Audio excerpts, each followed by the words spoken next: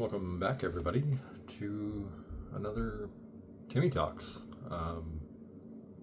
Just had like a couple of interesting conversations today with a buddy of mine. Well, I guess just one interesting conversation today, and we were kind of just talking about the reserve list. And I know since like COVID, when everything kind of like peaked way up, prices haven't really been that great. Everything's been like pretty much flat. And then I was scrolling through Face to Face yesterday, and I noticed that Gaia's Cradle at near mint is like $2,300 Canadian. And I was like, okay. So I kept looking. Judge Foils, 5,200 Canadian. And these prices, the non-foil was in stock. So I kept looking, and I saw Mox Diamond is at 1,700 Canadian. And then like Grim Monolith is up to $700 or $800 now. Lion's Eye Diamond is just about 1,000, I believe.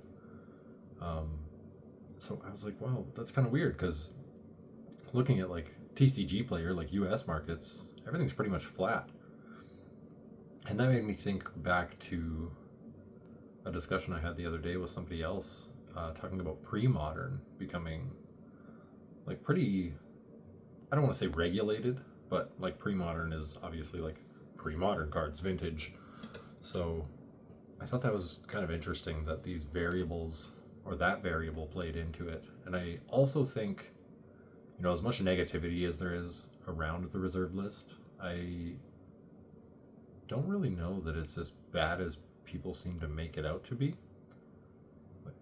Again, like for the most part, like all the C tier stuff, lower tier reserve lists is not really moving too much. But then you go look at MTG stocks, for example, and there's a lot of stuff moving up like beyond 10 to 15% every week. So like, is it really true that it's actually been flat for the last 4 years? It's 2026 now. COVID kind of finally like finished off in 2022, right? Maybe late 2021. Pardon me. So yeah, and then I thought about it a little bit more. So like the pre-modern is obviously, there's a lot of people playing it a little bit more frequently now. They're not happy with the amount of reprints that Wizards is putting out. So it would make sense to move back to pre-modern. But again, I thought about it a little bit more, and I was like, well, like all these staple cards for competitive EDH, cEDH, are also probably a driving factor of that.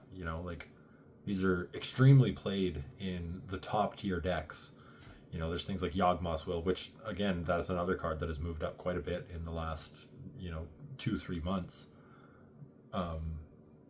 Yawgmoth's Will, Tombstone Stairwell, which is kind of like a janky thing, but like there's a ton of these cards that are very playable that have been moving up recently.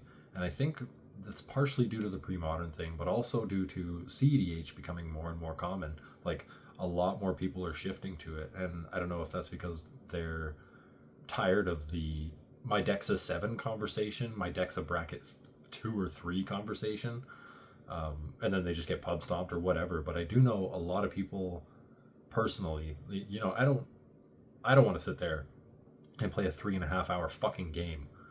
I want to get in, I want to shuffle up, and I want to get out as many games as I can. And cEDH kind of lets you do that. Sorry, 1 second.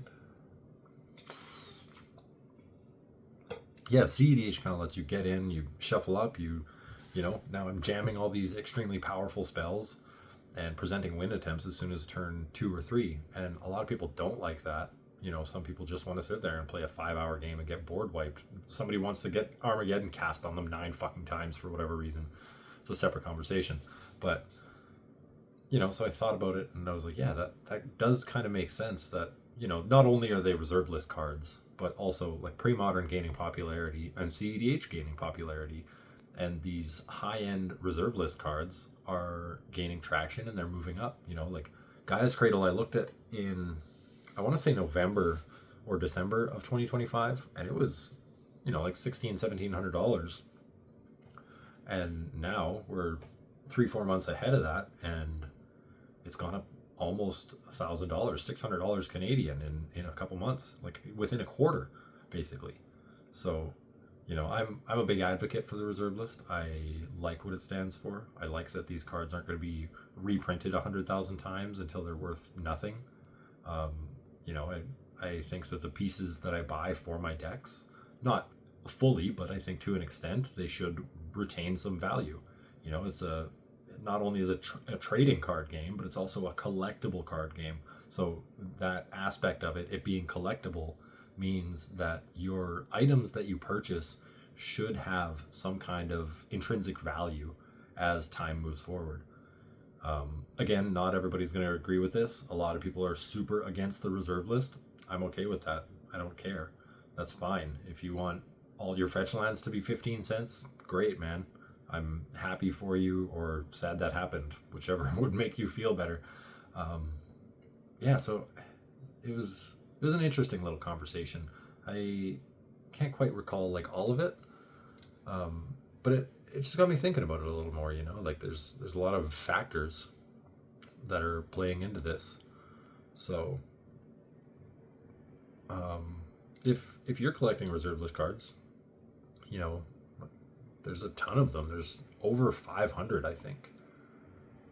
Like, I have a count on my computer somewhere. I'm not going to go count it right now while I'm trying to record this, but it's there's tons of them, and a lot of them are fucking terrible. Like, what am I trying to think of?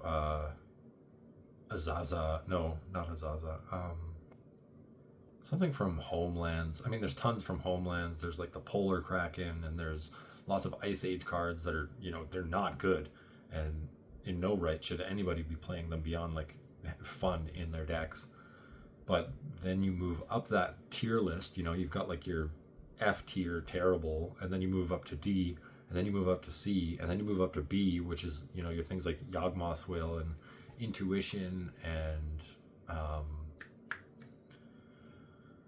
oh crap, I was thinking of another blue card. Is it Show and Tell maybe? I don't know. But yeah, and then you move up to your A tier, and then you've got like Gaia's Cradle, you've got Bazaars of Baghdad, Workshops, Tabernacles, all this stuff. And I didn't really check those prices. I did check Bazaar. That one's pretty much flat, but it doesn't really see play outside of Vintage. Like there's just a single format that it sees play in. So, why would it really move up when it's basically solved? People aren't finding a new combo to be playing in that. But so yeah, I just thought it was interesting, and I wanted to kind of talk about it a little bit. I'm really bad at these solo talks. I've noticed it's hard for me to, I guess, stay on a subject for a long period of time without rambling or repeating myself. But I am kind of trying. So yeah, it's interesting, I guess. These old cards that they were flat for 3 years basically, and then what seems like all of a sudden they've gone up by 50% or better. And again, these like Gaia's Cradle is the prime example. It's kind of the benchmark, in my mind anyways. It's seeing play in Kinnan, and seeing play in Rograk Thrasios, and it's seeing play in basically any green deck that comes out. Yoshimaru Thrasios, it sees play in TNT, and any green deck is going to have a Gaia's Cradle in it because it's just a good fucking card. And it's the same with like Yawgmoth's Will, not so much, kind of got pushed out by Underworld Breach. But so, and then dual lands I didn't really look at too hard, but as far as I know, they're pretty flat still, and a lot of people will use those as kind of their gauge benchmark. Like, okay, so this is where the reserve list is at, and the graph is just sideways for those. There might be 5-10% ups and downs, but that's noise. That's not really anything. Yeah, and then my friend and I got on the topic of 2015, 2016 Urza's boxes being $800 a fucking box. Imagine taking the money you're going to spend tomorrow at your LGS on a Teenage Mutant Ninja Turtles box, and then buying something from that golden age of Magic, 1998, 1999, Urza's fucking Saga for the same price as what people are paying for collector's boxes today is absolutely mind-blowing. And this was only 10 years ago. And I guess at the time, like, not a lot of people wanted them. So, you know, and now we're 10 years down from that. Almost 30 years from the release of the set. And I mean, you can't find them. Might be a box or two online. You know, time moves forward and everybody wants these things, but now they're effectively unattainable because of how expensive they are. You know, I think last time I looked, it was $8,000 or something or maybe $6,000 for Urza's Legacy, which is like arguably the least desirable. Destiny has foils. You can get your metalworkers and you can get your, I don't even know off the top of my head, but it's interesting. And then, you know, you look at Canadian markets compared to the US market as well. Like, TCG Player has that graph that's built in, which I really believe should be something that somebody integrates on a website in Canada. That would be incredible, you know, tracking prices across Canadian websites. And it wouldn't be that hard. I personally don't know how to code, but I would love for somebody to, like, come together with me and, you know, kind of, I give them my vision and then maybe we can make something happen. That would be so cool.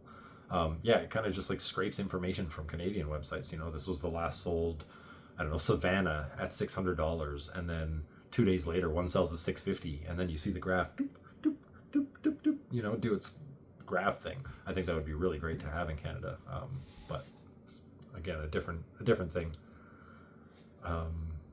Yeah, no, there's not big news about reserve list moving. You know, you're not hearing people rave about it online. I think it's interesting, and it's like the quiet, slow movement that just seems to pop out of nowhere. Yeah. Sorry I haven't done one of these videos in, it's been like almost a month or over a month now.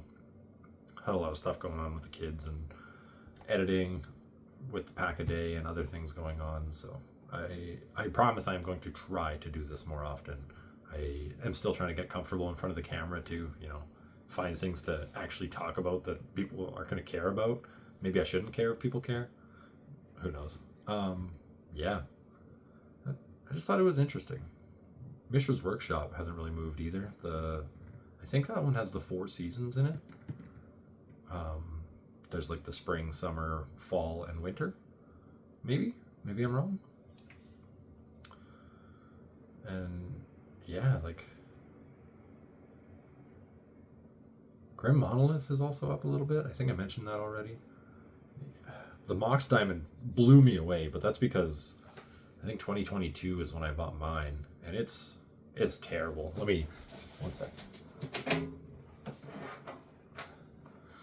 Don't mind my paint-covered sweater. Let me find this thing. Oh yeah, beautiful. Pretty much cut right to it. So I bought mine in 2022 or 2021, I believe it was. Forgive me if this doesn't come through very well on the camera. I'll turn the light up a little bit.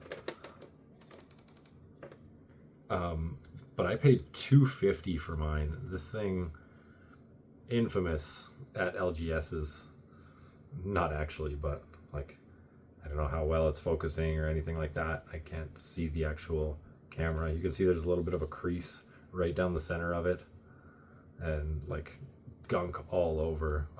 I know somebody in Edmonton that actually repairs cards, so I think I'm going to get it. He doesn't repair them, he cleans them. So I think I'm going to get it cleaned, actually, and then maybe altered, but that's down the line. The cleaning was cheap. I think he only charged $30. And then obviously the shipping, and if I want it tracked and yada yada. But, you know, kind of a small fee for, like, I could bring that from,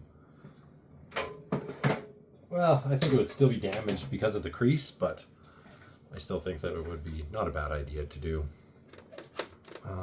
Yeah, beyond that, I just wanted to bring that up because I thought it was pretty interesting. You know, the slow move reserve list.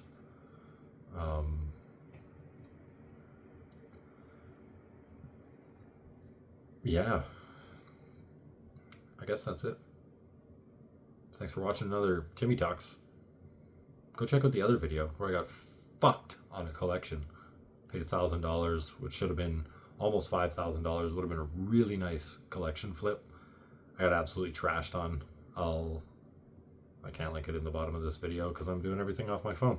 So you guys will just have to go click on the profile and find it. But that was a hard lesson. It sucked. You know, I thought I was going to do really well and picked up this collection for just under or just over $1,000. I can't remember. Kind of pushed it to the back of my mind now.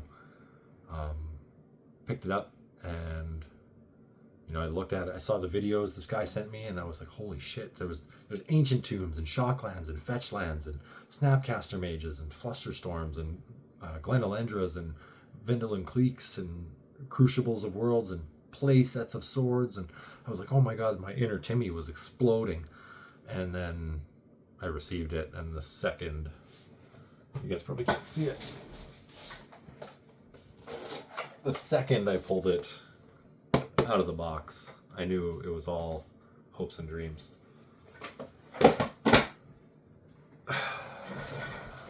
Goes to show, you really got to do your due diligence with that kind of stuff. And I mean, $1,000 isn't a lot of money for most people. My financial situation isn't the best right now. I've been out of work for a little while. The town I live in is really slow. Kind of my own doing, but it is what it is. So it hurt. It sucked. I was hoping I was going to be able to get the flip, post some singles on Card Trader, make something out of it. Didn't go that way. It is what it is. We march forward. Yeah. Thanks for watching. Hopefully you enjoyed me rambling about stuff that nobody cares about. See ya.